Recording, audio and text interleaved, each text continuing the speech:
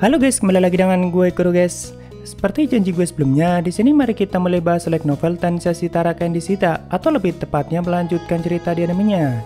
Dan gue harap kalau kalian juga udah nonton animenya. Oke, langsung aja kita masuk ke pembahasannya.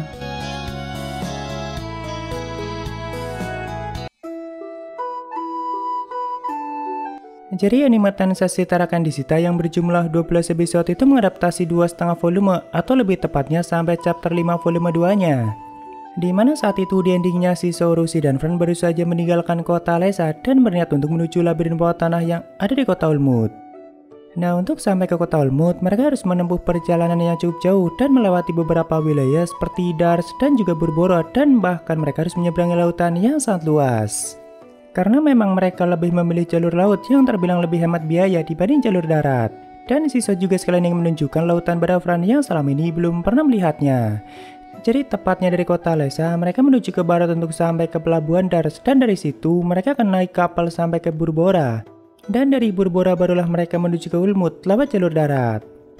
Tentu sebelum meninggalkan Lesa, mereka sudah melakukan persiapan yang sangat matang, dan mungkin ada beberapa detail yang kena skip di animenya atau pada saat sehari sebelum mereka meninggalkan kota itu.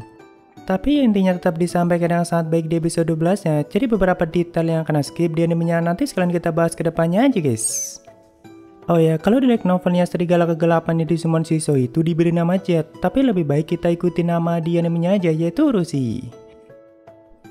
Jadi setelah meninggalkan kota Lesa dengan menaiki Urushi, mereka terus menuju ke arah barat dan tentunya melewati hutan dan pegunungan yang cukup panjang. Cuma karena mereka punya banyak waktu untuk mencapai kota Ulmut, jadi di perjalanan ini mereka melakukannya dengan cukup santai dan tidak terburu-buru. Bahkan di sepanjang perjalanan mereka seringkali berhenti dan membiarkan Fran untuk berburu monster liar sembari melakukan latihan. Walaupun hampir semua monster yang mereka temui adalah monster kelas rendah yang bagi Fran terlalu lemah.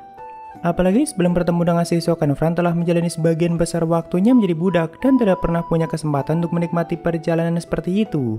Makanya mumpung melewati banyak wilayah dan pemandangan baru yang sangat indah, Shiso sangat ingin Fran melihat dan menikmati semua itu. Namun singkat cerita, setelah melewati pegunungan dan hutan lebat selama 2 hari, akhirnya mereka sampai di padang rumput yang sangat luas walaupun wilayah itu kelihatan sangat gersang. Dan ketika Shiso melihat ke atas, dia sangat terkejut dengan apa yang dilihatnya karena jauh di atas mereka ada sebuah pulau besar yang terapung di udara. Namun ternyata bagi Fran itu hal yang biasa, yang berarti di dunia itu memang ada banyak pulau terapung seperti itu. Jadi saat menjadi budak, Fran itu sudah pernah dibawa ke banyak kota dan di sepanjang perjalanan dia sudah beberapa kali melihat pulau terapung di udara atau mereka menyebutnya sebagai Sky Isle atau pulau langit. Namun Shiso yang baru melihatnya tentu sangat terkesan dan sangat ingin pergi ke sana. Fran yang mendengar itu juga sangat setuju dengan idenya karena memang selama ini Fran hanya pernah melihatnya saja, dan Fran juga mengatakan kalau biasanya biaya untuk naik ke pulau langit itu sangat mahal. Jadi biasanya kebanyakan orang menggunakan perlengkapan magis untuk naik ke pulau langit dan itu harganya sangat mahal. Tapi untuk beberapa penyihir yang sangat kuat, mereka bisa naik ke sana hanya dengan kekuatan mereka sendiri. Walaupun di sini mereka tidak melihat ada orang lain atau tempat yang menyediakan perlengkapan seperti itu. Jadi kemungkinan besar pulau itu memang sengaja dibiarkan dan tidak ada jasa atau fasilitas untuk naik ke sana. Cuma masalahnya begitu Urushi ditanya, kelihatannya dia tidak mampu untuk membawa mereka ke atas sana dan memilih untuk menyerah sebelum mencoba. Karena memang jaraknya sangat jauh dan pastinya mana yang dimiliki Urushi saat itu tidak akan cukup sampai ke pulau langit. Namun ternyata Shiso punya ide lain, yaitu dengan menggunakan kemampuan telekinesis atau kemampuan terbangnya, dan nantinya Fran akan naik di atas Shiso sambil menjaga keseimbangan dan juga menggunakan manipulasi udaranya untuk membantu Shiso supaya lebih cepat dan lebih hemat mana. Sedangkan untuk Urushi hanya tinggal masuk ke bayangan Fran. Setelah berdiskusi sebentar, mereka pun langsung menuju ke pulau langit, dan sepertinya Fran sangat menikmati penerbangan itu walaupun dia masih belum terbiasa. Tapi setelah beberapa lama dan mereka mulai mendekati pulau, dari kejauhan mereka melihat ada satu makhluk yang mulai mendekati mereka, yaitu makhluk undead yang menyerupai skeleton kenek dengan menaiki kudanya. Bahkan dia mendekat dengan sangat cepat dan tanpa basa-basi dia menggunakan pedangnya untuk menebas Fran dan juga Shiso. Tentu dengan cepat Shiso langsung menghindarinya dan setelah itu Fran menyerangnya menggunakan panah apinya. Namun serangan itu sama sekali tidak melukainya dan bahkan sang skeleton hanya tertawa seperti mengejek mereka. Tentu mereka menyadari kalau sang skeleton bukan makhluk sembarangan dan mungkin dialah yang selama ini menjaga pulau langit itu. Shiso juga paham kalau pertarungan ini sangat tidak menguntungkan bagi mereka dan jika terlalu lama di udara maka Shiso bisa kehabisan mana dan mereka bisa langsung jatuh dari ketinggian itu. Karena memang saat Shiso menggunakan kemampuan telekinesisnya, maka mana yang digunakan akan sangat boros. Jadi di pertarungan ini, Shiso menyuruh Urushi keluar dan menyerang Skeleton untuk menyibukkannya dan juga sekaligus menjadi pijakan bagi Fran untuk menyerangnya. Jadi arah serangan Fran akan jauh lebih beragam dan di saat dirinya menyerang tidak perlu khawatir untuk jatuh karena Shiso dan Urushi akan selalu menghandle-nya atau menjadi pijakannya.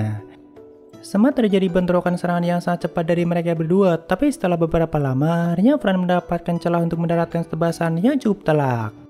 Tapi ternyata tebasan sekuat itu saja sama sekali tidak melukainya dan hanya melubangi armornya saja. Tentu Fran dan Shiso paham kalau tubuh sang skeleton kenek hanya ada tulang dan tidak akan merasakan sakit jika hanya terkena serangan biasa.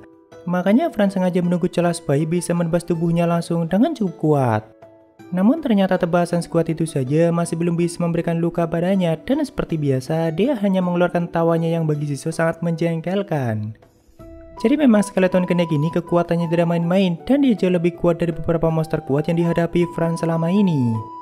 Apalagi dia seperti punya mana yang tidak terbatas dan membuatnya bisa bergerak dengan leluasa sambil menyerang dan juga bertahan di udara. Sedangkan di sisi lain Urushi yang dari tadi ikut menyerangnya mulai kehabisan mana dan kebetulan Fran juga sedang naik di atasnya. Jadi begitu Urushi kembali masuk ke mode shadow-nya, Fran mulai kehilangan keseimbangan dan Shiso yang melihat itu langsung meluncur untuk menangkapnya. Tapi sayangnya Shiso sendiri juga mulai kehabisan mana. Jadi saat mereka memutuskan untuk kabur, sang skeleton dengan cepat berhasil mengejar mereka dan sempat mendaratkan tebasan yang sangat kuat. Walaupun Fran dan Shiso berhasil membelokkan tebasan itu, tapi mereka juga masih terkena dampak ledakannya dan itu membuat mereka jatuh atau lebih tepatnya terjun bebas. Karena Shiso dan Urushi sudah kehabisan mana mereka. Tapi ternyata setelah cukup jauh dari Pulau Langit, skeleton kenek tidak lagi mengejar mereka dan hanya melihatnya dari kejauhan. Niatnya sih di sini mereka akan menggunakan pijakan udara milik Fran atau skill floatnya untuk turun. Tapi momentum jatuh mereka sangat cepat dan setiap Fran menciptakan floatnya akan langsung hancur karena kecepatan jatuh mereka terlalu tinggi. Jadi float yang diciptakan Fran hanya mampu memperlambat jatuh mereka dan akhirnya mereka jatuh tepat di sebuah rumah yang di tengah padang rumput yang sangat luas. Atau di bawahnya Pulau Langit dan itu menjadi satu-satunya bangunan di wilayah itu.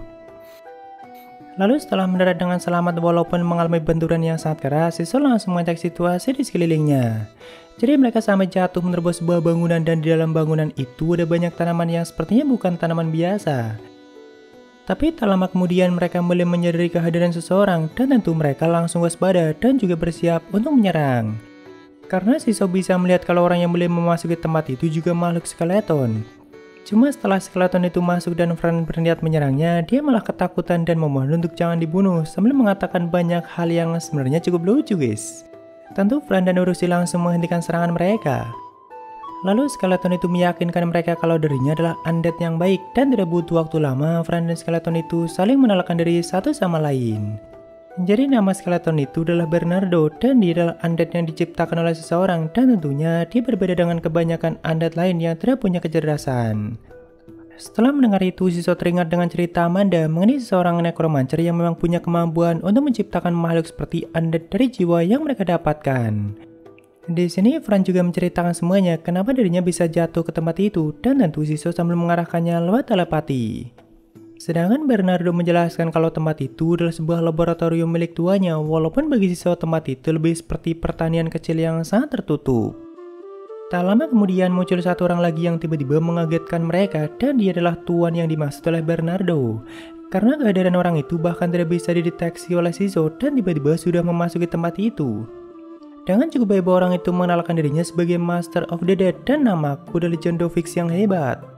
Di sini Fran juga ikut mengenalkan dirinya dan setelah melihat Jendovi, Fran langsung tahu kalau rasnya adalah ras iblis. Walaupun kata Dovi dirinya tidak mau disamakan dengan makhluk rendahan seperti itu, tapi memang rasnya adalah ras iblis, cuma iblis tingkat atas atau sering juga disebut sebagai majus. Di sisi lain Shiso juga diam-diam menggunakan apresialnya untuk melihat status Dovi dan lebih detailnya seperti ini guys. Walaupun sebagian itu adalah status palsu yang memang sengaja Dovi ciptakan untuk menutupi sebagian skill dan kemampuannya. Tapi dia memang seorang necromancer dan tentunya bukan orang biasa yang malah terbilang sangat langka. Setelah itu Dovi langsung mengajak mereka untuk masuk ke rumahnya dan di sana Fran dibuatkan teh yang cukup aneh tapi sepertinya Fran sangat menyukai rasa dan aromanya. Dan setelah itu Fran menjelaskan semuanya kenapa dirinya bisa jatuh di rumah Dovi dan juga mengenai pertarungannya melawan skeleton kenek di sekitar Pulau Langit. Tentu Dovi langsung memahaminya dengan sangat baik, tapi tempat dan tanaman yang dihancurkan oleh Fran akibat jatuh juga bukan hal yang sepele. Jadi tanaman yang sengaja ditanam di ruangan itu adalah jenis rumput roh yang tidak mungkin bisa ditemukan di alam liar. Ya intinya untuk menumbuhkan tanaman itu butuh metode yang sangat sulit dan bahkan harganya di pasaran sangat mahal karena memang sangat langka dan sangat susah untuk mendapatkannya. Itu pun yang biasa di pasaran hanya kelas rendah atau menengah, sedangkan yang ditanam Dovi merupakan kelas paling tinggi. Salah satu kegunaan tanaman roh itu sendiri adalah untuk menciptakan ramuan yang nantinya bisa digunakan untuk menyerang undead tingkat tinggi dan Dovi sangat membutuhkan itu. Nah, tapi jika tanaman itu sampai terkena sinar matahari dan juga terkena sentuhan makhluk hidup, akan langsung mati dan tidak akan berguna lagi. Makanya yang merawat tempat itu adalah Bernardo yang merupakan undead skeleton. Di sini setelah mendengar semua itu tentu Shiso langsung panik karena jika disuruh ganti, pastinya semua uang mereka saja tidak akan cukup. Namun ternyata Dovi tidak akan meminta uang ganti rugi dari mereka. Justru dia malah menawarkan misi khusus untuk Fran dan jika berhasil Dovi akan membayar imbalannya dengan harga yang mahal yaitu 200.000 gold.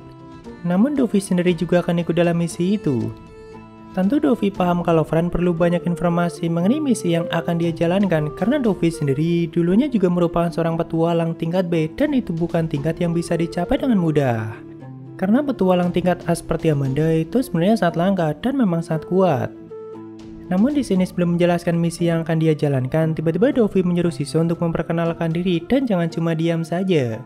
Tentu Shiso sempat ngelag dan tidak menyangka kalau Dovi bisa tahu tentang dirinya. Bahkan Dovi bisa langsung menebak kalau Shiso merupakan senjata intelijen yang bisa menyerap skill dan kemampuan dari kristal monster yang dia hancurkan. Jadi ternyata Dovi itu punya kemampuan unik seperti Paman Garius dan kalau punya Dovi adalah mata jiwa. Kemampuan itu membuat Dovi bisa melihat jiwa dalam bentuk apapun dan tidak akan bisa diblok menggunakan Apraxial Block. Makanya dari awal sebenarnya Dovi langsung tahu kalau dalam pedang itu ada jiwa Shiso. Cuma mengenai kemampuan Shiso yang bisa melap skill dan kemampuan, Dovi bilang hanya mendebaknya saja atau bisa jadi dia sudah pernah melihat senjata seperti Shiso. Setelah itu di sini ada banyak hal yang mereka bicarakan mengenai misi yang diberikan Dovi dan juga mengenai pulau langit di bawah itu yang dihuni oleh para undead. Cuma gue akan jelasin intinya aja guys. Jadi ternyata yang menghuni pulau langit itu hanya ada makhluk undead dan tidak ada kehidupan di sana. Nah di dalam pulau langit itu juga ada labirin bawah tanah atau dungeon dan tentu semua monster yang menjaganya juga merupakan makhluk undead. Tapi kata Dovi tidak ada yang tahu mengenai hal itu dan hanya Dovi bersama partinya lah yang tahu karena mereka yang menemukannya pertama kali dan itu sudah sangat lama. Sebenarnya jika ada petualang yang berhasil menemukan dungeon baru, mereka harus melaporkannya pada pihak guild yang ada di wilayah itu dan sudah pasti mereka akan mendapatkan imbalan yang sangat besar. Cuma Dovi memutuskan untuk tidak melaporkannya pada siapapun dan akan menanganinya sendiri. Tapi memang pulau terapung itu saat ini tidak masuk dalam wilayah kerajaan manapun. Jadi letaknya itu ada di tengah tiga kerajaan yang berbeda yaitu kerajaan Kleinzel, Leidus, dan juga Berius. Makanya Dovi merasa tidak perlu melaporkannya pada salah satu kerajaan itu daripada menimbulkan perang besar nantinya. Dovi sendiri sudah pernah memasukinya tapi belum pernah sampai ke lantai dasar dan sebelumnya dia memutuskan untuk kembali untuk melakukan persiapan yang lebih matang. Karena memang semua monster undead di sana bisa dibilang sangat kuat dan sebelumnya Dovi tidak mau mengambil resiko. Nah, jadi kali ini Dovi meminta Fran dan Shiso untuk menemaninya menaklukkan dungeon itu atau tepatnya sebagai penjaga Dovi. Karena tanaman roh yang dirusak oleh mereka akan niatnya mau Dovi gunakan sebagai senjata untuk mengalahkan para undead di sana. Makanya sebagai gantinya Fran, Shiso, dan Drusilla yang menjaga Dovi dalam penaklukan kali ini dan bahkan Dovi akan membayar mereka dengan cukup mahal. Tapi misal jika Dovi dan mereka tidak berhasil menaklukkan dungeon itu juga tidak masalah. Asalkan mereka bisa menangkap satu makhluk yang sangat dicari oleh Dovi, yaitu makhluk yang disebut sebagai Undead Eater, dan makhluk itulah yang sebelumnya membuat Dovi harus mundur atau memutuskan untuk pulang. Bahkan Dovi harus mengorbankan satu undead kesayangannya supaya bisa lolos dan menyelamatkan nyawanya sendiri. Tentu makhluk itu sangat kuat dan dungeon pulau langit juga sangat berbahaya. Namun di sini setelah mendengar semuanya, Fran kelihatan sangat bersemangat dan memutuskan untuk menyetujui tawaran Dovi. Sebenarnya di saat Dovi menjelaskan banyak hal, dia selalu mengeluarkan ekspresi dan gerakan yang sangat bermacam-macam dan juga selalu menyombongkan dirinya sendiri. Namun di saat Fran dan Shiso memujinya, dia seringkali kelihatan malu dan sampai salah tingkah. Ya intinya dia merupakan karakter yang unik dan jika nanti sudah muncul di season 2-nya, gue yakin bakalan banyak yang suka. Tapi mengenai tujuan Dovi menaklukkan dungeon itu dan juga sejarah mengenai pulau langit itu, kenapa dihuni oleh para undead, nanti kita bahas di part selanjutnya guys. Karena masih cukup panjang dan gue juga perlu pendapat kalian, apakah novel ini akan kita lanjut bahas ke depannya atau mending judul lain aja. Tapi mungkin akan gue bikin santai aja uploadnya, karena pastinya konten cerita akan terus lanjut, dan juga sebentar lagi mau gue akuin anime season 2 nya juga bakalan tayang. Ya mungkin segitu aja untuk pembahasan kali ini, dan jika ada kesalahan gue minta maaf atau kalian bisa koreksi aja di bawah. Thank you, nama bersama ketemu di video lainnya, salam guru guys.